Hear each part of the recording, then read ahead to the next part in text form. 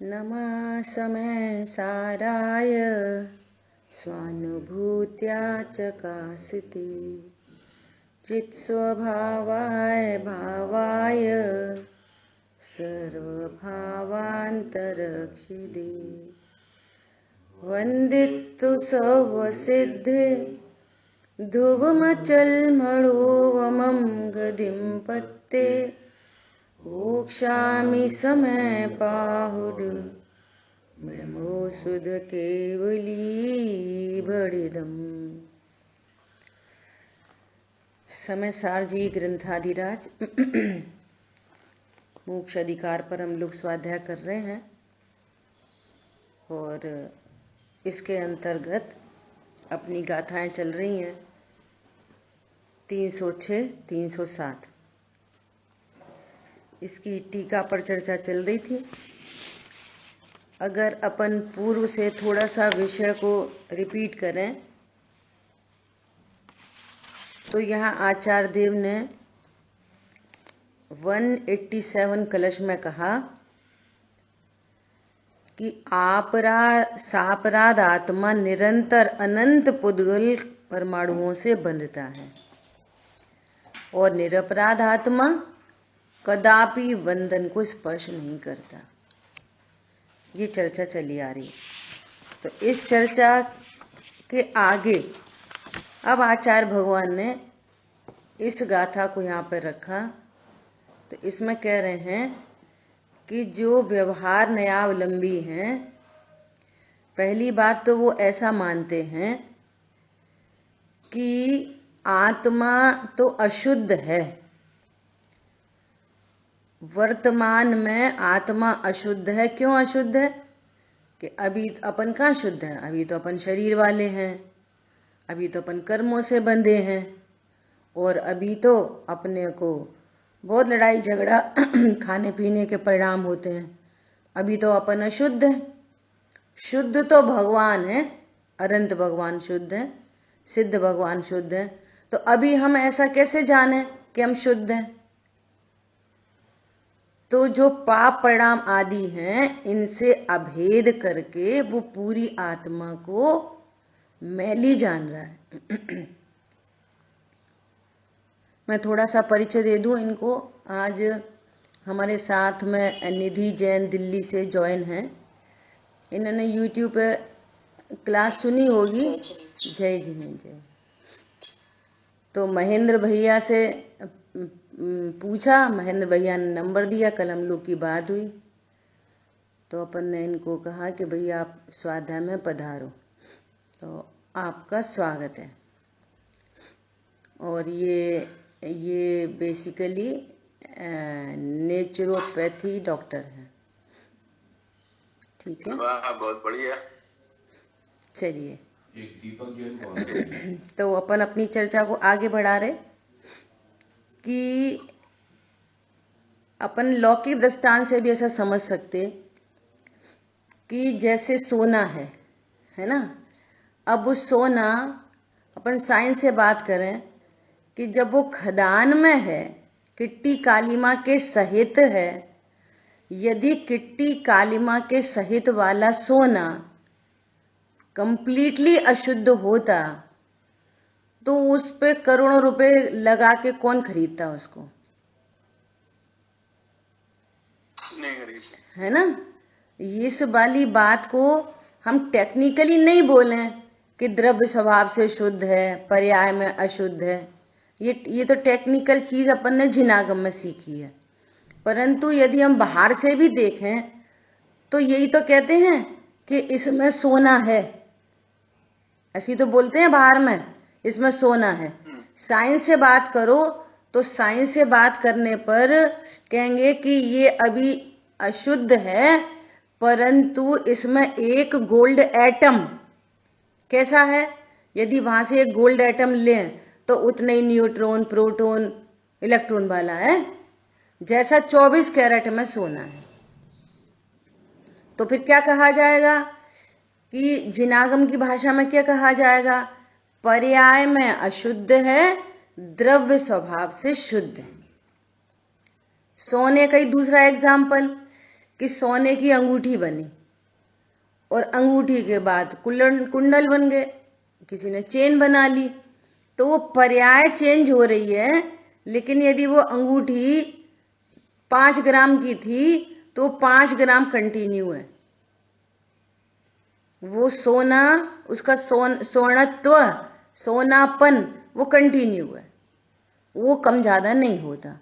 इससे पता चलता है कि द्रव्य स्वभाव से विश्व की प्रत्येक वस्तु शुद्ध होती है और अवस्था में मलिनता दिखाई देती है। वो भी किस लिए? पर संयोग के कारण। मलिनता क्यों दिखती है?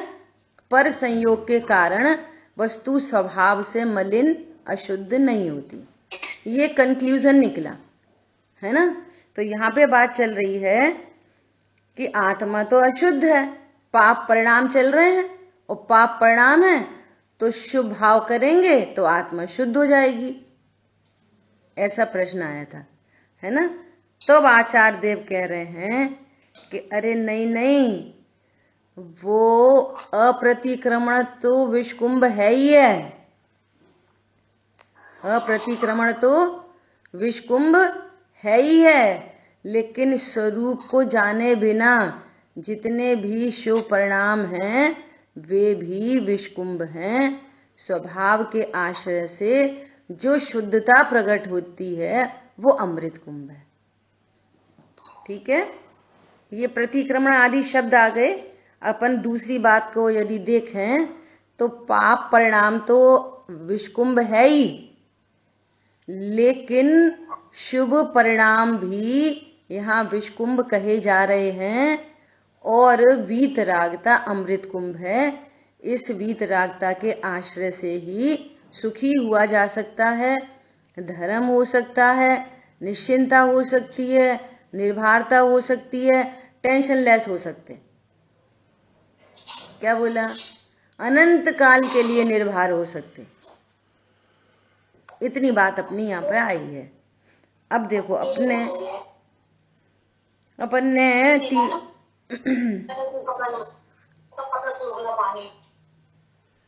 अपना फोन म्यूट रखें प्लीज।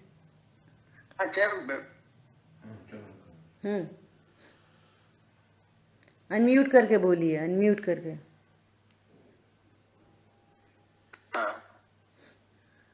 मैंने वो विषय थोड़ा डिटेल बोलेंगे तो 5 मिनट लग जाएंगे। तो चढ़ान योग से मैंने पढ़ा था, जैसे कल बताया था। तो अपन लेकिन इसमें प्रतिक्रमण और अप्रतिकरण में है ना, तो जो प्रतिक्रमण है ना त्याग रूप है, ठीक है, और अप्रतिक्रमण वो अत्याग रूप है। नहीं, अभी त्याग की चर्चा, अभी त्याग की चर्चा नहीं आई है। प्रतिक्रमण 2 तरह का प्रतिक्रमण, ऐसा मुझे भाव आया, ये सही है कि नहीं। प्रतिक्रमण 2 प्रकार का, एक तो बिल्कुल त्याग नहीं हो, एक तो वाला प्रतिक्रमण हो गया, है ना, जिसको कह सकते हैं संकलित परिणाम के साथ में हो तो वाला प्रतिक्रमण। और एक में इसमें इस प्रतिक्रमण का कोई भाव ही ना हो, ना शुभ ना अशुभ। ठीक है, अपन अभी चरणान योग से चर्चा करेंगे, पूरी चर्चा करेंगे। और त्याग जो शब्द, त्याग प्रत्याख्यान को त्याग कहते हैं, प्रतिक्रमण को त्याग नहीं कहते। प्रत्याख्यान है वो त्याग है ना। ठीक है, हाँ देखो। तो अपन अपनी यहाँ से 1 2 3 4 5 6 7 8 9 10 11 12 13 लाइन के बाद जो ब्रैकेट में तीसरी भूमि लिखी है ना, यहाँ से अपन कल चर्चा हो गई थी। अगर चाहो तो टीका शुरू से पढ़ सकते हैं। अजय भैया आप पढ़ो टीका शुरू से एक बार, या शांतनु आप पढ़ो। कौन पढ़ रहा है? चलो मैं पढ़ूं। हाँ मैं पढ़ूं? पढ़ो पढ़ो। कौन पढ़ रहा है? चलो आप पढ़िए, निधि जी पढ़िए आप। जी टीका है। प्रथम तो जो अज्ञानी लोगों को साधारण ऐसे अप्रतिक्रमण आदि हैं, वे तो शुद्ध आत्मा की सिद्धि के अभाव स्वरूप स्वभाव वाले हैं, इसलिए स्वमेव अपराध रूप होने से विषकुंभ ही हैं। उनका विचार करने का क्या प्रयोजन है, क्योंकि वे तो प्रथम ही त्यागने योग्य हैं, और जो द्रव्य रूप प्रतिक्रमण आदि हैं, वे सब अपराध रूपी विष के दोष को क्रमशः कम करने में समर्थ होने से अमृत कुंभ हैं। ऐसा व्यवहार आचार सूत्र में कहा है। तथापि प्रतिक्रमण अप्रतिक्रमण आदि से विलक्षण ऐसी अप्रतिक्रमण आदि रूप तीसरी भूमिका को न देखने वाले पुरुष को वे द्रव्य प्रतिक्रमण आदि अपराध काटने रूप अपना कार्य करने को असमर्थ होने से विपक्ष अर्थात बंध का कार्य करते होने से विषकुंभ ही है ना। इतनी चर्चा करते, एक मिनट जी यस आपके लिए रिपीट करते हैं। ये कह रहे हैं जो अज्ञानी जन हैं साधारण, वे तो अपराध से ही हैं, वे तो अपराधी हैं, उनकी क्या चर्चा करें, है ना। अभी कह रहे हैं कि इस अपराध को कम करने के लिए जो प्रतिक्रमण है, द्रव्य प्रतिक्रमण है, उसको अपने जिनागम में भी व्यवहार सूत्रों में वो व्यवहार से कहा है कि भैया शुभ भाव करो, हिंसा नहीं करो, झूठ नहीं बोलो, चोरी नहीं करो। लेकिन कह रहे हैं कि इतना मात्र बंध को काटने में समर्थ नहीं है। फिर समर्थ कौन है कि तीसरी भूमि का अप्रतिक्रमण या कहो भाव प्रतिक्रमण, वो अमृत कुंभ है, क्योंकि वही कर्म बंध को काट सकता है। इतनी बात यहाँ पर हुई है। जो अप्रतिक्रमण रूप तीसरी भूमि है, वो तीसरी भूमि का परिचय दे रहे हैं कि वो तीसरी भूमि क्या है। तीसरी भूमि मतलब पर्याय कह लो। वो क्या है? स्वयं शुद्ध आत्मा की सिद्धि रूप होने के कारण समस्त अपराध रूपी विष के दोषों को सर्वथा नष्ट करने वाली होने से साक्षात स्वयं अमृत कुंभ है। देखो, कोई पाप परिणाम हो, अब अपन थोड़ी भाव वासना की चर्चा करें। कोई एनी पाप परिणाम, एनी, है ना, कोई तो नहीं चाहता। जो पाप परिणाम चाहते हैं उनकी तो पहले ही यहाँ पे मना कर दी, उनकी तो बात ही क्या करें, इनकी तो बात ही नहीं चल रही। अब जो धर्म मार्ग में आ गया है, जो सुखी होना चाहता है ना, तो किसी को कोई पाप परिणाम उत्पन्न होता है तो ऐसा कोई जीव दिखता है कि जो पाप परिणाम से सुखी होता हो? सबको पाप परिणाम उत्पन्न हुआ, हिंसा, झूठ, चोरी, कुशील, परिग्रह, तो इटसेल्फ ही उसको अच्छी फीलिंग नहीं आती है, एक बैड फीलिंग आती है, नेचुरल, है ना।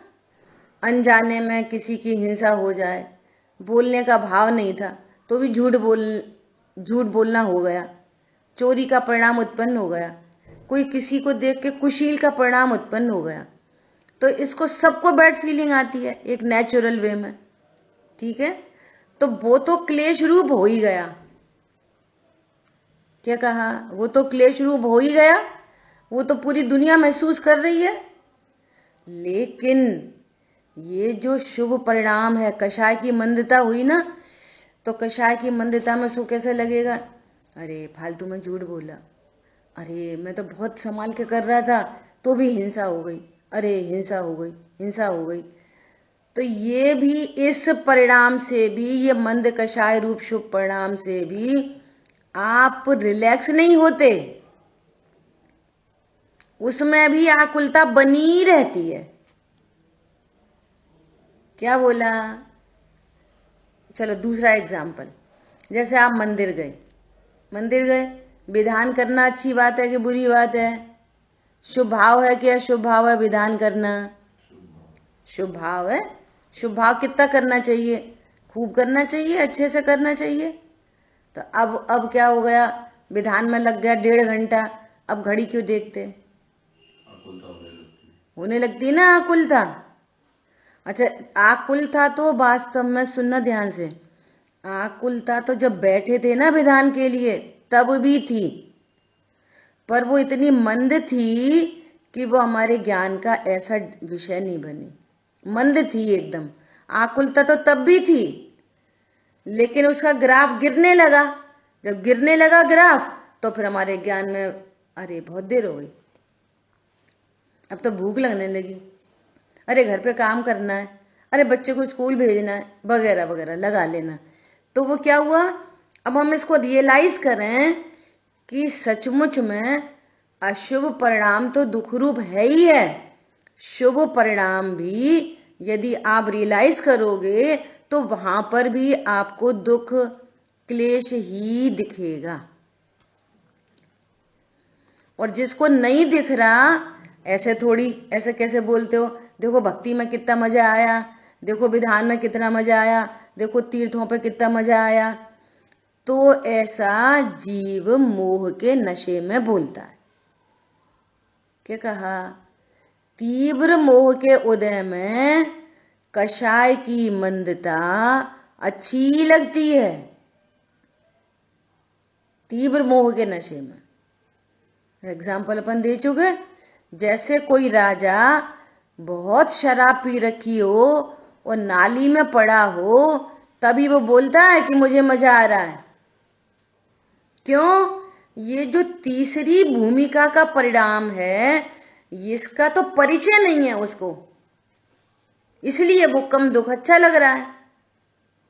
क्या कहा, जो तीसरी भूमि, यहां शब्द बार बार आ रहा है, जो तीसरी भूमि है, ये जो वीतराग पर्याय है, इसका परिचय नहीं होने से, ये अतीन्द्रिय सुख होने से, निर्विकल्पता होने से, निश्चिंता होने से, ये असली सुख है। इसका परिचय नहीं होने से कषाय की मंदता रूप जो भाव हैं वो उसको अच्छे लगते हैं। क्यों अच्छे लगते हैं, मोह है इसलिए अच्छे लगते हैं। मोह न हो और शुद्ध आत्मा की सिद्धि हुई हो, मैं शुद्ध आत्मा हूं, ऐसा निर्णय पूर्वक और अनुभूति प्रकट है, अब जो उसको पर्याय उत्पन्न हुई है, तब पता चलेगा ओहो ये है रियल आनंद। अब इस रियल आनंद के कंपैरिजन में वो जो मंद कषाय का परिणाम था, तो वो पता चलेगा ओ ये तो दुख रूप ही थे, ये तो दुखी है। समझ आई बात। 104 डिग्री बुखार तो बुखार है ही, लेकिन 104 डिग्री जब 101 रह जाता है तो वो अच्छा लगने लगता है, थोड़ा भूख लगने लगती है, थोड़ा उठने बैठने का मन होने लगता है, तो अपन कहते हैं अब अपन अच्छे हो रहे, अब अच्छे। लेकिन जो नेचुरल बॉडी टेम्परेचर है उस पर नहीं आए तो भैया तू तो अभी भी रोगी है, तुझे अभी भी बुखार है, तू अभी निरोगी नहीं हुआ, ऐसा। ठीक है, इस तरह से अपनी और भी एग्जाम्पल जिनागम में आते हैं। कहते हैं कि जब ज्ञानी धर्मात्मा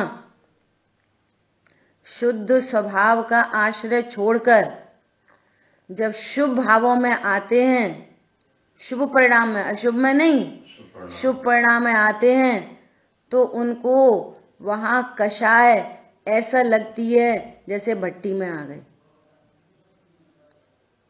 क्या बोला, समझ आ गई बात। ऐसे एग्जाम्पल देते हैं समझने के लिए। अरे उनको विषय भोग तो ऐसे लगते हैं जैसे काली नाग है, ऐसा समझने के लिए ऐसा दृष्टांत देते हैं। एक दृष्टांत और ऐसा आता है, कोई बहुत तेज धूप में से आ रहा हो, गर्मी की धूप हो एकदम, और तेज धूप से आ रहा हो, तो तेज धूप से आने वाला व्यक्ति यदि अपने कमरे में आ जाए तो उसे अच्छा लगेगा। और कमरा है कौन सी फ्लोर पे, कमरा है मान लिया 10th फ्लोर पे, तो उसको कैसा लगेगा, छत से आके कमरे में कैसा लगेगा, अच्छा। अब वही फ्लोर नीचे उतर जाए, फर्स्ट फ्लोर पे आ जाए, ग्राउंड फ्लोर पे आ जाए, तो कैसा लगेगा। अब ग्राउंड फ्लोर की बेसमेंट की शीतलता और 10वीं मंजिल की शीतलता में अंतर है कि नहीं। धूप से आने वाले को 10वीं मंजिल अच्छी लग रही है, लेकिन बेसमेंट से आने वाले को 10वीं मंजिल गर्मी लग रही है। समझ आ गई बात? ऐसी यहाँ पे चर्चा है। अब अपन आगे करते हैं क्या। और इस प्रकार तीसरी भूमि व्यवहार से द्रव्य प्रतिक्रमण आदि को भी अमृत कुंभ साधती है। उस तीसरी भूमि से ही आत्मा निरपराध होता है। पर्याय में जो निरपराधता प्रकट होती है, निश्चिंता प्रकट होती है, रियल आनंद प्रकट होता है, वो तीसरी भूमि वाले प्रतिक्रमण से ही होता है। निश्चय प्रतिक्रमण कहो इसको, या तो फिर इसको तीसरी भूमि का अप्रतिक्रमण करो, एक ही बात है। ठीक है, इतनी बात हो गई। क्यों? जैसे ही स्वभाव का आश्रय हुआ तो क्या हुआ? क्या हुआ? आनंद। इधर तो आनंद प्रकट हुआ और दूसरी साइड में कर्मों का क्या हुआ? बोलो। दर्शन मोहिनी का अभाव हो गया, अनंतानुबंधी का अभाव हो गया। तो जितने कर्म का अभाव हुआ उतनी निश्चिंता हो गई, निर्भरता हो गई, ऐसा। ठीक है। और जो शुभ परिणाम है, और जब तक आत्मा हूं ऐसा न जाना जाए तो न तो वो पाप कर्म को काटती, उल्टा बंद और कराती है। शुभ परिणाम क्या करते हैं? न तो पाप परिणाम को काट सकने की शक्ति है उनमें, और उल्टा नवीन बंद और कराते हैं। लेकिन ये शुद्ध परिणाम कैसा है कि नवीन बंद तो होता नहीं है, अपराधी वृत्ति मिट जाती है और पूर्वबद्ध कर्म की निर्जरा हो जाती है। तीन काम हो जाते हैं। क्या बोला? स्वभाव का आश्रय होने से आनंद प्रकट होता है। आनंद प्रकट होता है मीन्स अपराधी वृत्ति मिट जाती है। मैं शुद्धात्मा हूं इसका अर्थ है कि मैं शरीर नहीं हूं। मैं शुद्धात्मा हूं इसका क्या अर्थ है? कि ये विकारी भाव मेरा स्वरूप नहीं है। तो स्वभाव का आश्रय हुआ, आनंद प्रकट हुआ। आनंद प्रकट हुआ मीन्स अपराधी वृत्ति मिट गई। इसका मतलब क्या हुआ? नवीन कर्म का बंध नहीं हुआ, पुराने की निर्जरा हो गई। चार काम हो गए एक साथ, एट अ टाइम। काल भेद बिल्कुल नहीं है इन चार बातों में। क्या कहा? काल भेद नहीं है। या तो आप अपने को आत्मा जानोगे, या तो फिर आप अपने को शरीर जानोगे। 50-50% नहीं होता। पॉइंट समझ में आया? ऐसा। तो मैं आत्मा हूं ऐसा जाना तो क्या हुआ? आनंद प्रकट हुआ। आनंद प्रकट हुआ, अपराधी वृत्ति मिट गई। और डिटेल कर दो तो टेंशन मिट गई, दुख मिट गए, कर्म का बंधन छूट गया, नया कर्म बना नहीं। इतने सारे काम हो गए एक काम में। By 1 get 5 free. एक काम करो बस। मैं शुद्धात्मा हूं ऐसा जानो, दुख मिट गया, अपराधी वृत्ति मिट गई, कर्म का बंधन छूट गया, नया कर्म बंधा नहीं। दूसरी भाषा में बोलो, मैं जीव तत्व हूं ऐसा जाना, आश्रय बंध मिट गया, संवर निर्जरा प्रकट हो गई। और बात करो, संसार मिट गया, मोक्ष मार्ग चालू हो गया।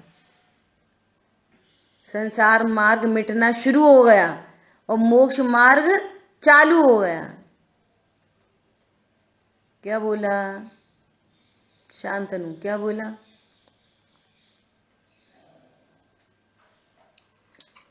मोक्ष मार्ग चालू हो गया और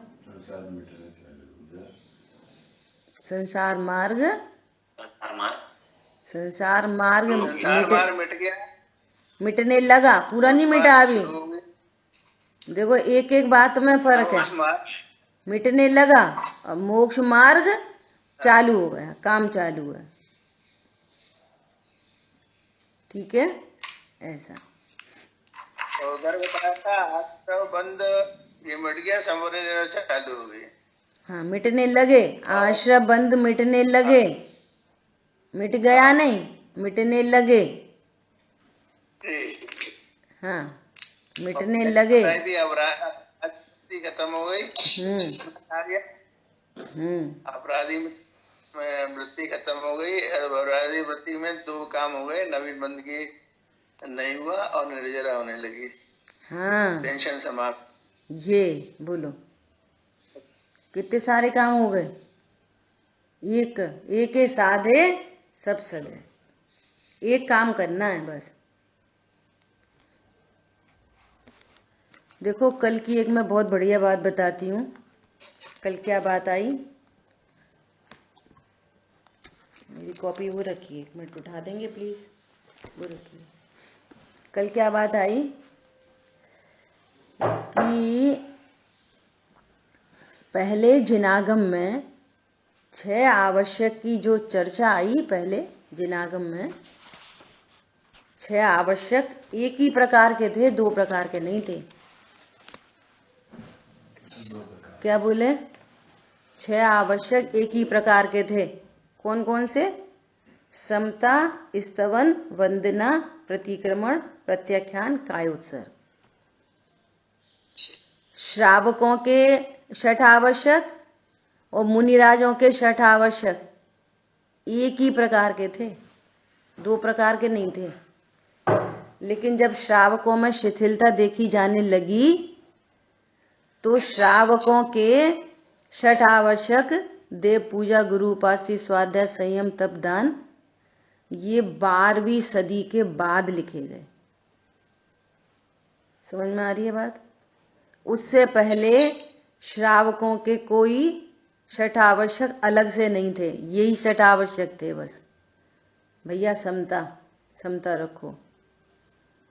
और पहले ये स्तवन है ना, स्तवन, तो आप देख लो पुराने जो पूर्व के जो आचार्य थे, तो उन आचार्यों ने पूजा कहाँ लिखी? बोलो, स्तुति लिखी है, पाठ लिखे हैं। क्या लिखे हैं? भक्तामर स्तोत्र, विशापाहार स्तोत्र, सब स्तोत्र तो लिखे हैं। पूजा कहाँ लिखी है बता? लघु तत्व स्फोट में पूरी भगवान की भक्ति है। भगवान की भक्ति कैसी भक्ति है? अपन एक बार लघु तत्व स्फोट भी स्वाध्याय में लेंगे, ग्रंथ तो बहुत सारे हैं। लघु तत्व स्फोट एक ऐसा ग्रंथ है कि जिसमें पूरे ग्रंथ में तीर्थंकरों की स्तुति की गई है। पूरे ग्रंथ में तीर्थंकर की स्तुति, जितने भी, मेरे को याद नहीं आ रहा कितने गाथा श्लोक हैं, पूरे ग्रंथ में एकमात्र स्तुति। और कैसी स्तुति? स्तुति में उत्पाद व द्रव्य बताएंगे, हे प्रभु आप तो उत्पाद व द्रव्य वाले हो। समझ आ रही बात? अपना स्वरूप कहते गए। पूरी स्तुति कैसी है? निश्चय स्तुति। पूरे स्तुति में जीव द्रव्य का स्वरूप है, पूरी स्तुति में। ऐसी स्तुति थी पहले, ये पूजाएं तो अब लिखी जाने लगी। और सुनो, और सुनो, पूजा भी पहले लिखी गई ना, जो पहले अपने जिनागम में जैसे पहले पूजाएं आ गई, तो वो कोई दूसरे से कॉपी होके आ गई अन्य मतों से। तो जिनमें वो सब थे लड्डू और फलाने और ये और घेवर और फिर, और सब में क्या कि आप अधम उधारक हो, आप गरीबों को ये देते, पुत्रन के भले पुत्र कीने, और ये सब चीजें बाहर से आ गई। फिर कुछ काल बदला और फिर वापस अध्यात्म पूजाएं आ गई। उनमें से ये पुत्र दीने, पतित पावन हो, अधम उदारक हो, ये सारी चीजें हटके अब वापस अपन के लिए, अपन ऐसे युग में हैं कि वापस अध्यात्म का काल आ गया। अब जो पूजाएं लिखी जा रही हैं, उन पूजाओं में ये सब चीजें नहीं आ रही हैं कि भगवान आप ये देते कि वो देते। अब तो ये कहते हैं कि आप कौन हो? 3 रतन करतार। हे प्रभु आप कौन हो? आप तो धर्म के मूल हो। आप तो धर्म के मूल हो, आपके बिना धर्म नहीं प्रकट हो सकता। सो आप किस हेतु के लिए हमारे लिए कि 3 रतन करतार, आपके ही आश्रय से मुझे रत्नत्रय प्रकट हो सकते हैं। क्यों? कि वो शुद्ध आत्मा का स्वरूप कहने वाले आप ही हो। समझ लो, ये पूरा माहौल बदल गया। समझ आ रही बात? तो ये कहना है। तो क्या बात चल रही है अपनी क्या विषय चल रहा है कि ये जो तीसरी भूमि है, अर्थात जो शुद्ध परिणति है, वीतराग परिणति है, किसके आश्रय से प्रकट हुई? किसके आश्रय से प्रकट हुई? अमृत स्वरूप भगवान आत्मा के आश्रय से।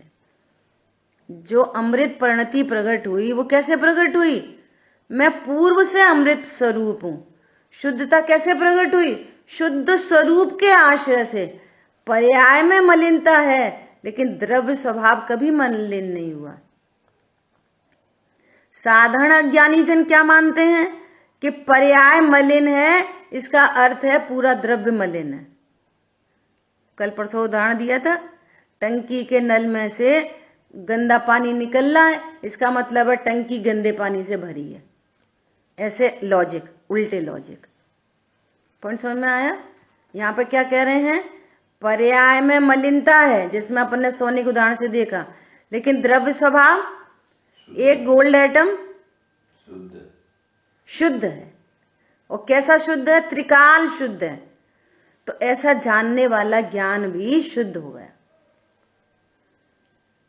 ज्ञान अकेला शुद्ध नहीं हुआ, श्रद्धा शुद्ध हो गई, विश्वास आ गया, मान्यता बदल गई, थॉट प्रोसेस चेंज हो गई।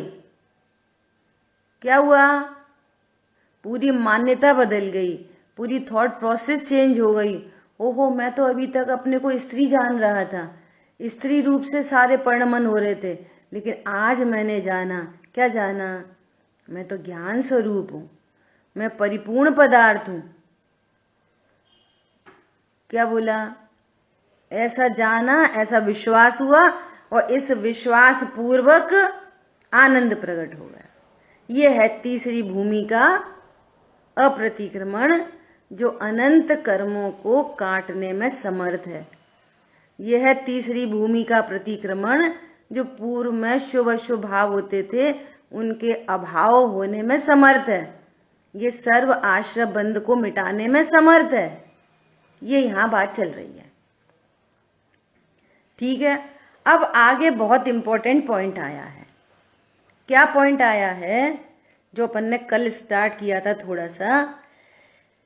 इसलिए तीसरी भूमिका से ही निरपराधत्व है, ऐसा सिद्ध होता है। Hence proved. अप्रूव करो। अब सुनना ध्यान से। वे दया के परिणाम, वे पूजा के परिणाम उत्पन्न होते हैं। दोपहर की क्लास में अपनी चर्चा हो गई।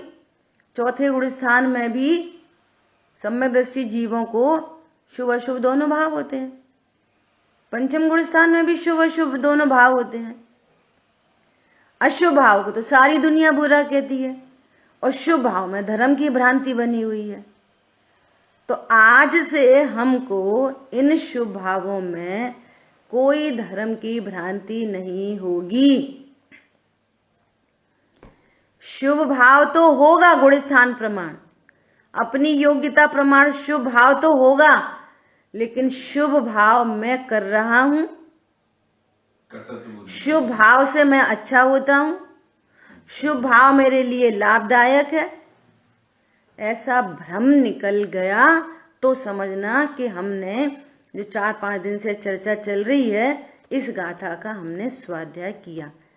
वो एक जो शुभ भाव के बारे में एक गुड फीलिंग चलती है ना, हम तो ऐसा खाते, हम तो ऐसा पहनते, हम तो वैसा करते,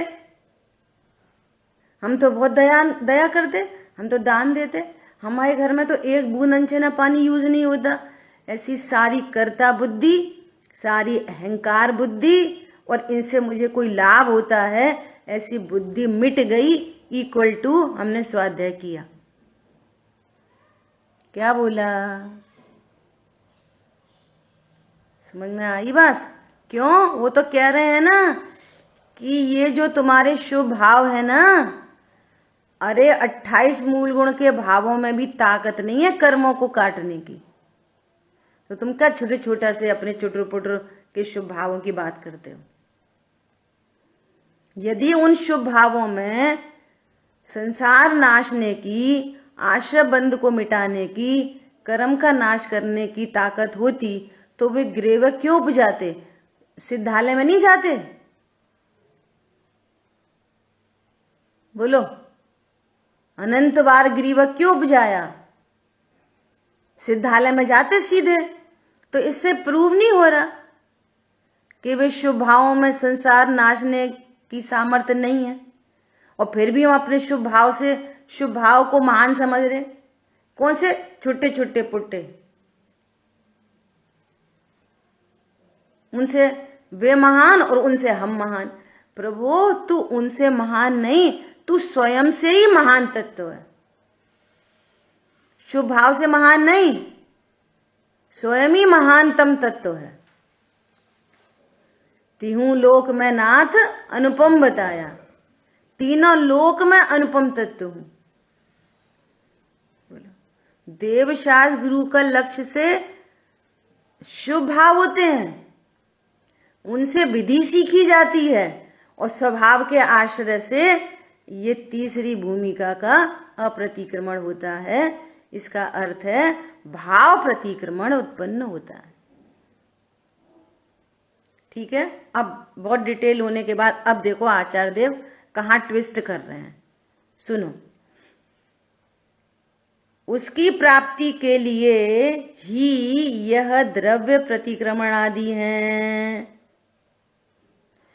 ऐसा होने से यह नहीं मानना चाहिए कि निश्चय नय का शास्त्र द्रव्य प्रतिक्रमण आदि को छुड़ाता है। क्या कहा? पूरी परमार्थ की चर्चा करने के बाद सुनना ध्यान से, आचार्य देव सबके उपकारी हैं। क्या बोला?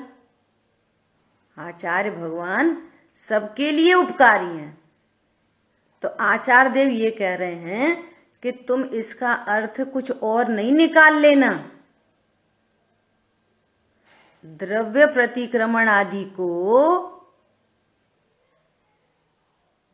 निश्चय के शास्त्रों में, अध्यात्म शास्त्रों में जिनागम स्यादवादमयी है, सापेक्ष कथन किए जाते हैं यहाँ पर, है ना, अपेक्षा को समझी जाती है। जो निश्चय प्रतिक्रमण है इसको अमृत कुंभ कहा। क्यों? क्योंकि वे दोनों बंध के कारण हैं, उन दोनों में आकुलता है, उन दोनों में अपराधी वृत्ति है, ये निरपराधी वृत्ति है। ठीक है, ऐसा। तो अभी वो क्या कह रहे हैं कि ये जो द्रव्य प्रतिक्रमण है इनको क्या छुड़ाता नहीं है। इसका क्या अर्थ है? देखो अब सुनो। चारित्र की परिणति में 3 प्रकार के भाव होते हैं, एक अशुभ भाव, एक शुभ भाव और एक शुद्ध भाव, वीतराग परिणाम। ठीक है, ये दोनों कैसे हैं? दोनों अशुद्ध भाव हैं और ये शुद्ध भाव है। ठीक है, एक समय में कोई सा भी एक परिणाम होगा। जब पाप परिणाम होगा तब शुभ परिणाम नहीं होगा और शुद्ध परिणाम भी नहीं होगा। ठीक है, जब शुभ परिणाम होगा तब अशुभ परिणाम नहीं होगा और वीतराग परिणाम भी नहीं होगा। ठीक है, और जब वीतरागता होगी तो वीतरागता शुद्ध भाव होगा, ये दोनों भाव नहीं होंगे। ठीक है, अब निचली भूमिका में, चौथे गुण स्थान में, 5वें गुण स्थान में और तत्व निर्णय करने वाले जीव को भी ये शुद्ध भाव, बहुत दोपहर की चर्चा कर चुके, बहुत लंबे ब्रेक के बाद होता है ये परिणाम, है ना। शुद्ध भाव बहुत लंबे ब्रेक के बाद होता है, कभी कभी होता है, उपयोग स्वभाव के सन्मुख कभी कभी होता है। पॉइंट समझ में आ रहा है? तो अब 2 भाव बच रहे हैं, अशुभ और शुभ। तो अब यहाँ पर ये कह रहे हैं कि तेरे पास शुद्ध भाव तो है नहीं, और ऐसा स्वरूप समझ के कि वे द्रव्य प्रतिक्रमण है ना, वे भी अमृत कुंभ है, वो सॉरी विष कुंभ है, अध्यात्म शास्त्रों में कहा है, ये है नहीं और ये छोड़ दे, तो तेरे पास क्या बचा? पाप प्रणाम बचा अकेला। पॉइंट समझ में आया? इसलिए उनको छोड़ना नहीं। ठीक है। दूसरी बात, ये जो अशुभ परिणाम है, ये अशुभ परिणाम किसके लक्ष्य से होते? पत्नी, दुकान, मकान, बच्चे, टीवी, फ्रिज, कूलर, वो व्हाट्सएप, फेसबुक, इनके लक्ष्य से ही होते। तो यहां तो तुझे ये शुद्ध भाव सुनने समझने की भी गुंजाइश नहीं है। यहां तो क्या बोला? टीवी, फ्रिज, कूलर, पत्नी, बच्चों में मिलेगा कि तुम शुद्ध आत्मा हो? मॉल में ये वाली बातें मिलेंगी? मॉल में एक नई दुकान लग जाए मॉल में, नहीं ना, तो ये वहां तो मिलेगा नहीं। तो अभी शुद्ध भाव हम है नहीं, और पाप परिणाम में ये चीजें मिलती नहीं, तो फिर कहाँ के लिए प्रेरित किया जाता है कि शुभ परिणामों में आओ? क्यों? ये शुभ परिणामों में ही, देवशास्त्र गुरु की समीपता में ही, दया दान आदि के परिणामों में ही तुमको मैं शुद्धात्मा हूं ये सुनने समझने का मौका मिलता है। This is the platform for ये शुद्ध भाव।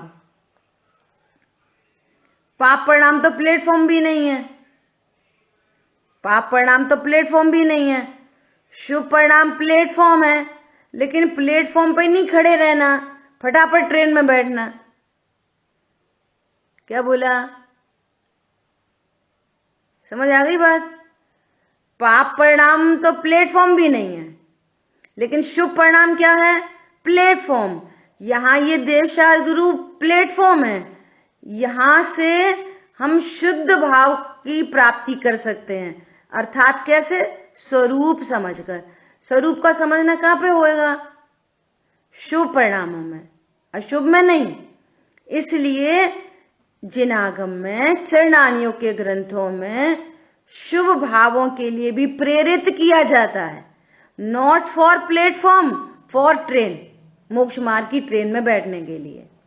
प्लेटफॉर्म पर खड़े रहने के लिए नहीं, फिर तो ट्रेन चली जाएगी।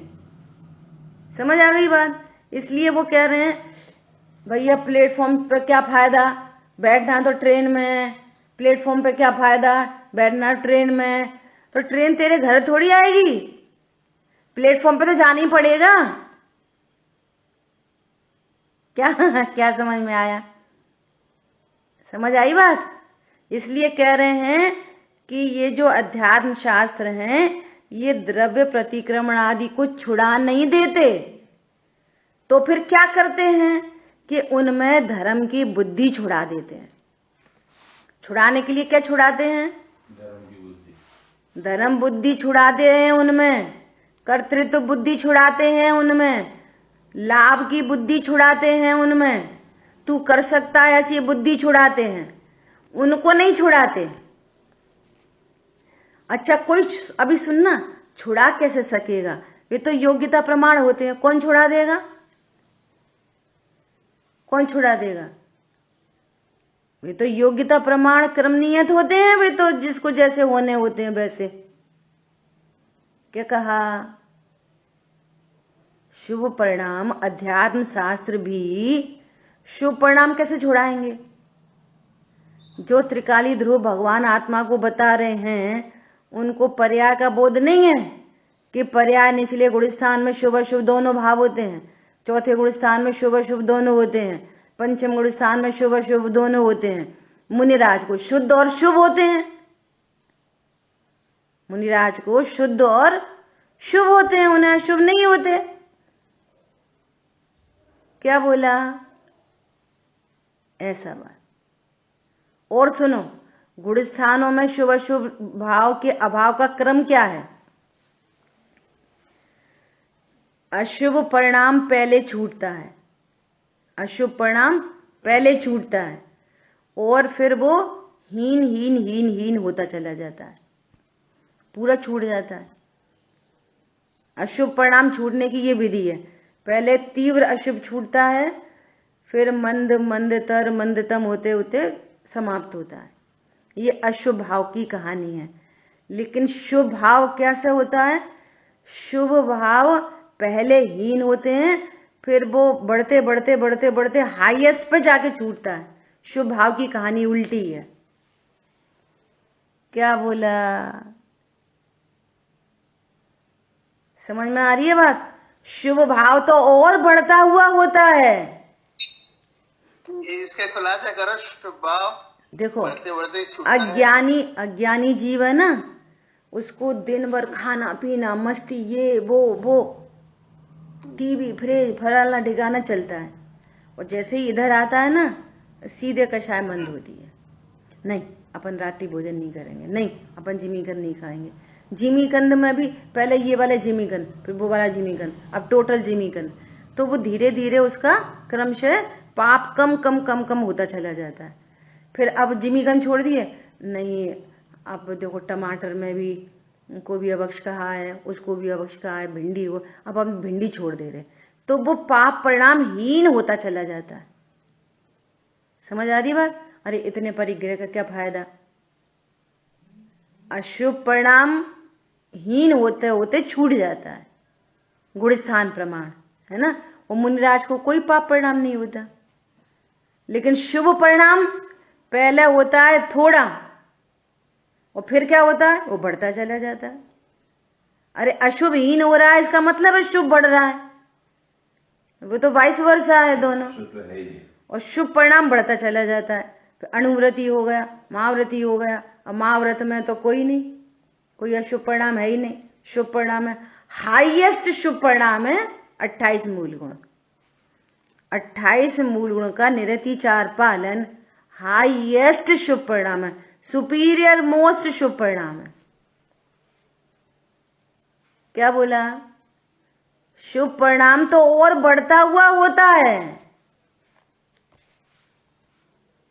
क्या बोला? लेकिन घटता हुआ पाप, बढ़ता हुआ पुण्य और दृष्टि गायक पर रहती है। ये है मजेदार बात। क्या बोला? समझ में आई बात? ये कार्यक्रम कब होता है? घटता हुआ पाप, बढ़ता हुआ पुण्य, दृष्टि गायक पर। ये ठीक है।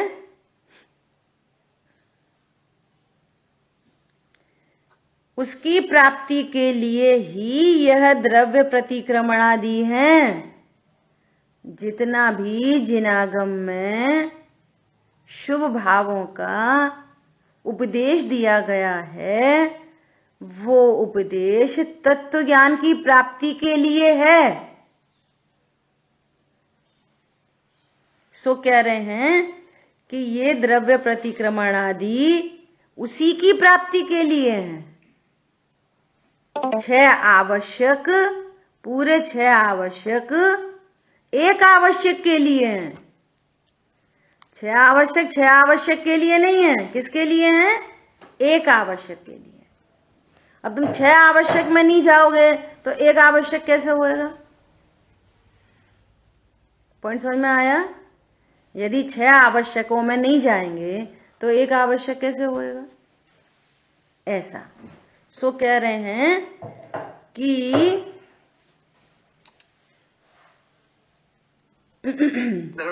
ऐसा होने से यह नहीं मानना चाहिए कि निश्चय न का शास्त्र द्रव्य प्रतिक्रमण आदि को छुड़ाता है। तो वे क्या छुड़ाता है? उनकी कर्तृत्व बुद्धि छुड़ाता है, उनको नहीं छुड़ाता। कर्ता बुद्धि वाला सब चीज को कर्ता में लेता है। गुरुदेव श्री ने कहा पूजा पाठ धर्म न थी, तो उनने कहा गुरुदेव श्री ये कह रहे हैं कि पूजा पाठ कुछ मत करो, उससे कुछ नहीं होता। कर्ता बुद्धि वाले ने कर्तृत्व से ही उसका समाधान ले लिया। वो ये कह रहे थे धर्म न थी, आश्रम है, धर्म नहीं है, ऐसा जानो, ये कह रहे थे वो तो। धर्म तो वीतराग परिणति है, वो तो राइट नॉलेज दे रहे थे। और दुनिया ने क्या समझ लिया, अपनी कुबुद्धि से विरोध हो गया। तो गुरुदेव का विरोध नहीं हुआ, उसने खुद से खुद का विरोध कर लिया। तो उसने क्या किया, पाप पढ़ा। और कुछ लोगों ने क्या करा, सही बात है, पूजा पाठ में क्या रखा, स्वाध्याय करो। देखो अपन अनारी स्वरूप है, खाने पीने में क्या रखा, अकर्ता जानो। ये पहले बंद अधिकार में चर्चाएं बहुत हो गई ये वाली सारी, कि वो कहते हैं जब स्वभाव के आश्रय से सब होता है, परद्रव्य राग नहीं कराता, तो परद्रव्य को छोड़ने का उपदेश क्यों दे दिया। क्या बोला, जब परद्रव्य से राग नहीं होता तो परद्रव्य को छोड़ने का उपदेश क्यों दिया, कि इसलिए दिया कि अभी तेरा स्वास्थ्य बहुत कमजोर है,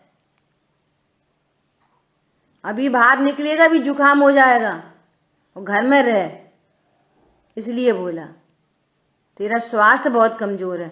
तू पर का लक्ष्य करेगा तो तुझे तीव्र राग आदि होंगे, वे नहीं कराएंगे, परद्रव्य नहीं कराएंगे, तू रागी होगा। इसलिए वो पर का लक्ष्य छुड़ाया है, इसलिए देवशाह गुरु का लक्ष्य कराया है कि तू अपनी फाइनल स्टेज बार बार देखेगा ना, विजुलाइज करेगा, ओहो ये मेरी अल्टीमेट दशा है, यही मेरे आदर्श हैं। तो उनके सन्मुख जाने से अपना ज्ञान स्वभाव याद आएगा। पंडित साहब ने लिखा है ना, दर्पण के सन्मुख जड़ रूप दिखता, भगवान के सन्मुख चिद्रूप दिखता। ओहो मैं भी तो जीव हूं, मैं भी तो भगवान आत्मा हूं, मैं शरीर नहीं, मैं भगवान आत्मा हूं। इसलिए वहां का उपदेश है। लेकिन अब कोई पूजा ही करने में अर्थ समझने लगा कि मैं धर्मात्मा हो गया, तो विषकुंभ कहा। देखो स्याद बात, देखो जो पूजा ही करता रहा उसको विषकुंभ कहा, और जिसने पूजा ही छोड़ दी, पूजा से क्या होता, पूजा ही छोड़ दी, तो तुझे अमृत कुंभ का चांस ही मिट गया, चांस प्लेटफॉर्म पे ही नहीं आया तू तो ये दोनों स्यादवाद शैली से दोनों तरह की, यहां पर ये एक सेंटेंस बता के ये दोनों तरह की बात की आचार्य भगवान ने। समझ में आया, ठीक है। मेरे प्रोग्राम में तो ये था कि आज चरणान योग के विधि विधान में मैंने कुछ थोड़ी सी वहां पे चर्चाएं रखी थी कि आपके साथ शेयर करेंगे, परंतु अभी तो अपना समय हुआ। सभी लोग जो 8वां अधिकार है उसमें चरणान योग का विधि विधान, चरणान योग का एंगल 3 तरह से दिया है वहां पर, उसके व्याख्यान की विधि, उसका प्रयोजन और उसका निराकरण, 3 पॉइंट्स हैं। चारों अनुयोगों के 3 पॉइंट हैं। तो आपको क्या पढ़ना है, विधि विधान, चरणान योग का विधि विधान, ये टॉपिक आपको पढ़ना है उसमें से। और चरणान योग के 3 टॉपिक पढ़ लो तो 3 पढ़ लेना, अच्छी बात है। हाँ जी बोलिए। हाँ, इसमें बोला था कि पूजा पाठ में कर्ता बुद्धि है ना, तो उसको छोड़ने की बात करते हैं तो वो समझता है कर्ता बुद्धि हमें छुड़ा रहे, कर्ता बुद्धि नहीं छुड़ा रहे। बोला था, एक मिनट, पूजा पाठ धर्म न थी, क्या मतलब है कि आश्रम नहीं है, धर्म है। उल्टा बोला था, उल्टा बोल रहे हो। पूजा पाठ धर्म न थी अर्थात वो आश्रम है, वीतरागता नहीं है, उससे धर्म नहीं होगा। वो इटसेल्फ आश्रम तत्व है, संवर निद्रा तत्व नहीं है। अच्छा। ऐसा आगे बहुत अच्छा इसका समाधान दिया है, इसकी चर्चा अपन कल करेंगे। ठीक है, चलिए। जिन वाणी के ज्ञान से सूझे लोकालोक, सो वाणी मस्तक नमो सदा जय तुम लोग। बोलिए द्वाशांगमयी जिनवाणी माता की जय। जय जय जिनेन्द्र सभी को। जय जिनेन्द्र। जय जिनेन्द्र सभी। जय जिनेन्द्र सभी को। जय जिनेन्द्र। बहुत बहुत धन्यवाद।